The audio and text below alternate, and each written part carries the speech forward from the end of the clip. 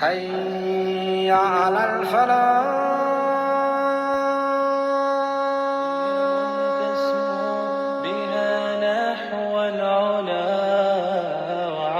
Many of them sided with the Crusaders, and they released a man who was the greatest arch enemy of Islam, a man called Reginald de Chatillon.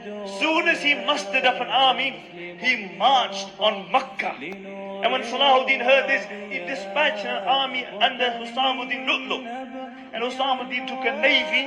He annihilated the army of Reginald. And 4 years after this, again, when the Muslims and the Christians had a truce, Reginald attacked a Muslim caravan traveling from Egypt to Syria.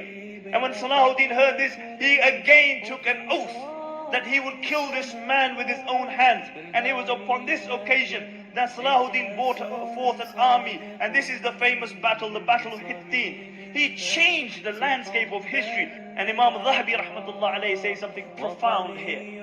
He says this was the greatest victory for the Muslims since in Sham, since Khalid bin Walid defeated the Romans at the Battle of Yarmouk. And Salahuddin rahmatullah alayhi didn't ease up here.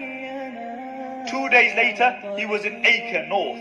Then they took Turan, Haifa, Arsuf, Beirut, Nablus, and a number of other places. He would cry at the apathy of the Muslim leaders. We cry at the apathy of the Muslim leaders today. All those problems which existed in the time of Salahuddin all exist today. The only thing difference is that there is no Salahuddin to bring the Ummah together. And then Salahuddin rahmatullah alayhi marched on his greatest aim in life, and that was liberation of the holy places. The people loved Salahuddin. He won their heart. He was a true leader. He showed love and compassion to people.